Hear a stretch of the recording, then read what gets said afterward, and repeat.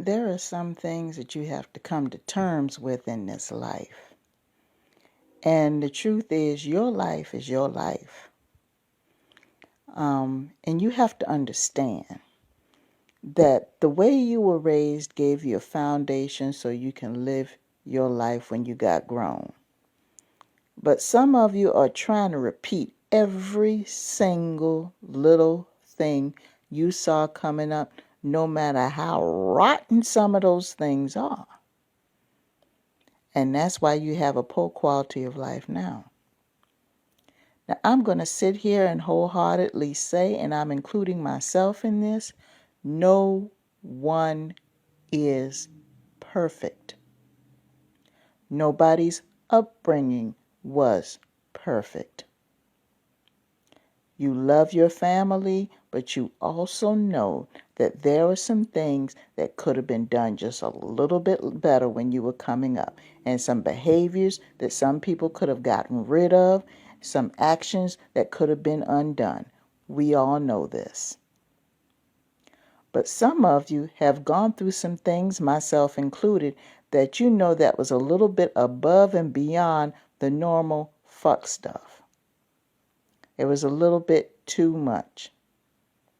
It was information that could be placed in a record book.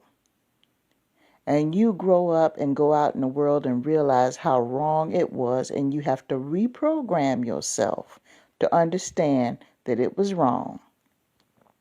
And you have to have forgiveness for those who committed the wrong. Because little do you understand, even though you were exposed to this wrong thing, the people who did it, they might have been programmed to do that and don't realize that it's wrong. It could be a generational curse involved. And it took me many, many years to understand that. I heard the terminology, but I didn't fully understand it until several years ago. And now that I understand what it is, instead of just beating up the people who I blamed for it, I understood that there was a reason for it. It goes back to asking why. Asking why. And I'm sure some of you have been in situations where you have asked your family members, some of your elders, when you were coming up, you would see them do questionable things. And when you ask them why, they turn around and get upset. Well, part of the reason why they get upset is, number one, they don't realize it's wrong. And number two, they realize it's wrong, but they don't understand why they did it. They're in a position where they feel weakened and compromised. And you, as a child, they don't want to show that weakness to you. They don't understand why they do what they do. No elder wants to look like they are incompetent in front of a child, because in their position of being an elder, their position is to try to lead you. Okay? But after you grow up and you go out in the world for a while and you see, first of all, that you're not the only one who went through all this, and you had a chance to see how other people live and how things are supposed to be, and you develop some self-love and self-awareness and start looking at things differently, then you realize, okay, this was wrong, but now I understand why it was wrong. And then that way you can develop some forgiveness in your heart for that person, because a lot of times they don't realize they do what they do. But that's the good scenario. Now let me tell you about the bad scenario. What a lot of people do, they turn around and see that it's a messed up situation, and they'll grow up and they'll say, oh, I know it's messed up. I know it's messed up. I know it's messed up. And the minute they turn around and get themselves a family or a spouse or anything else, they find themselves doing the exact same thing. This is part of the generational curse thing, people. You got to try to put a strong hold on it. They find themselves in the exact same mess that they was raised up with. Exact same. And part of them probably already know it, but they actually feel like that they can't control it. Or they try to ignore it. And I'm going to tell you something. Anytime you have a problem that comes into your household, I had to learn this the hard way. Anytime you have a problem come into your household, The longer you deny and ignore the problem, the bigger it's going to become. It's not going to disappear on its own. And what it is a lot of you are hiding under the cloud of religion. You're hiding under the cloud of absence. You're hiding under the cloud of denial to avoid addressing that problem. That problem is still there in your house. And the longer you wait to take care of it, the bigger it's going to be. And then you're going to look up one day and realize that those gray hairs and wrinkles have kicked in, and you slowly have become angry and bitter behind it, and have put yourself in a place where you're helpless now. So then you start playing the victim game and the blame game, when in actuality it wasn't that big of a problem before. It could have been addressed and eliminated when you were younger. I mentioned before in a previous audio about the importance of addressing issues in your home. When you see it there's a problem, don't waste any time. It's like part of you are just waiting for it to just poof, disappear. Deep down you know it's not. If you have somebody in your house that's severely addicted and they're turning the house upside down, waiting around for something to fall out the sky so they could wake up the next morning clean and sober, that's not going to work. Those people need to go to rehab. If you see somebody that's dealing with mental health issues and they keep going into the same situations over and over and over again and not getting any further, and your house is turned upside down because you don't know what kind of mood they're going to be in 5 minutes, they need therapy ASAP. If you see somebody who has been chronically lazy and will not keep a job, and every single month it is nothing but stressful, on the first week of the month, nobody can talk to you. Nobody can even approach you because you're all out of sorts because it's the first of the month and you're stressed out and you're wigging out and everything else. Every single month, and this has been going on for years, that person is lazy. They need to get a job. They need to start a business. They need to get a hustle. They need to have steady income come in, period. And I say all these things to say this. Life is going to go on whether the problem is there or not. The clock is not going to go backwards. And let's say for some of you the finances are okay in the house, but you got a whole bunch of other crazy shit going on. Stuff that money can't pay for. Okay, the mortgage is paid for on time. The car payments, everything else. You got money in the bank and you're good to go financially. But your spouse is running around here all unhinged and out of control and mood swings because of past trauma and won't get any help for that. So you don't know what kind of mood that he or she is going to be in 5 minutes. You got kids that's been in and out of the juvenile because they don't have any discipline, unresolved issues, can't stay off the street. You got that little girl that's walking around here acting like she's 26 years old and dressing accordingly and spending a little bit too much time on that computer, and she's only 12 years old. These are things that money can't pay for. These are problems that need to be addressed. You have to pay attention to these things. And I hear people say, oh, we'll grow out of it, we'll get over it. Okay. I have nothing against prayer and meditation, but see, your Creator has also given you inner power, and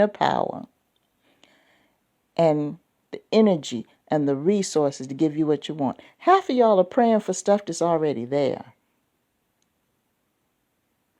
Half of you are praying for resources that are already there, but you don't want to leave your comfort zone to go get them. You might have to wind up going to an agency that you didn't think that you would have to go to in order to get that loan for your business. You might have to, if you're a single parent, you might have to get on food stamps for just a little while because they cut your hours at work. And it might be your first time doing that, but you know that you got 3 kids to feed and you're doing it by yourself. Your baby daddy or your ex does not have a steady income and the child support's not coming on a regular basis. So you might have to go to social services and get food stamps for a few months until you get your hours back on your job, because you can't take on a second job right now because the kids are too small and you can't afford the daycare. So all you can afford to do is the one job. We have to step out of our comfort zone. Or better yet, how about this?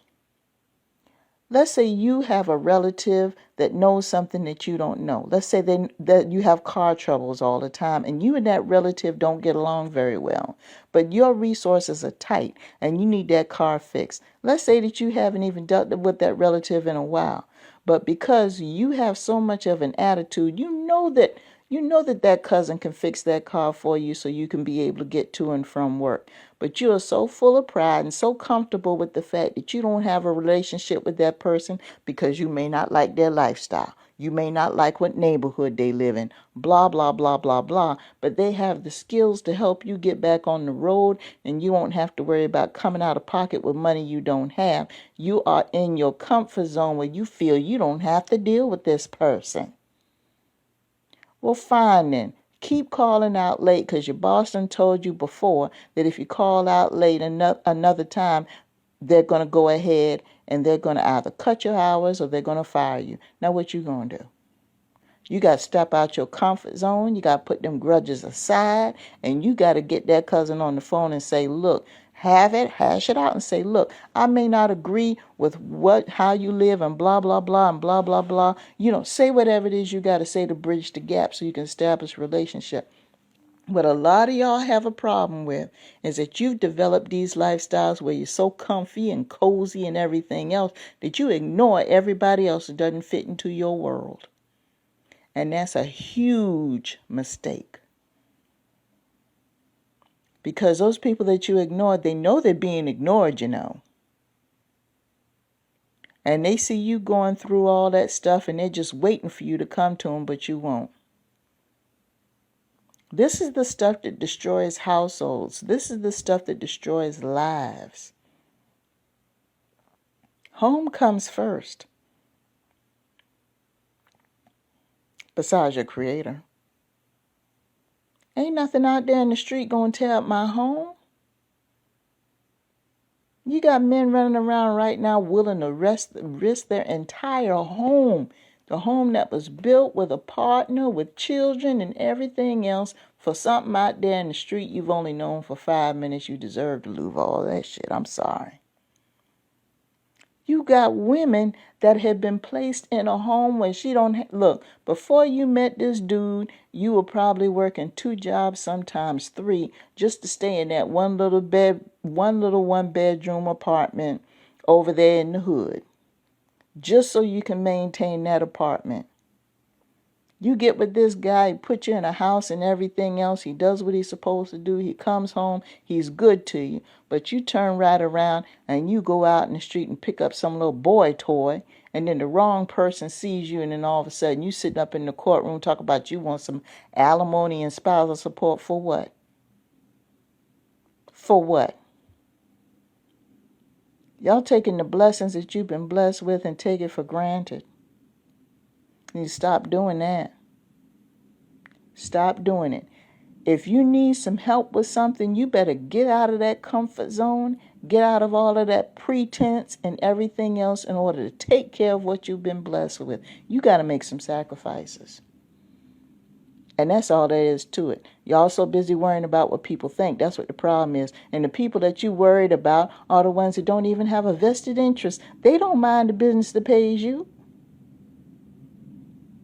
They don't. They don't have a vested interest in nothing. Their name ain't on nothing. Their name's not on that ATM card, that debit card, that credit card you carry around. Their name is not on that lease or mortgage. Their name is not on that car payment or on their accounts for all the utilities.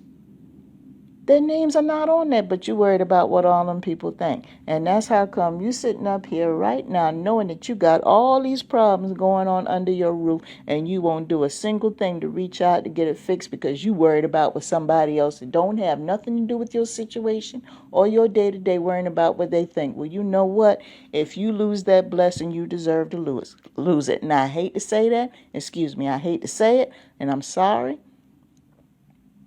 But you got to get out of your comfort zone if you want to solve some problems. And I'm just saying this because there's too many people out here that are needlessly suffering. And you want to sit here and go up there and talk about blaming on the devil and everything else. Let me tell you something. The devil doesn't deserve all the credit that y'all giving him. The devil does not deserve as much credit as y'all giving him. That's just a cop-out for you not handling what you need to handle. A lot of y'all praying for stuff that's staring right in your face. All you got to do is use it. You praying for stuff you already got. Do you not see that? So go ahead and handle what you need to handle right now because the clock is ticking forward before you are faced with a disaster that you are no longer going to have control of. It will be the government that will be controlling it after a while. Just saying.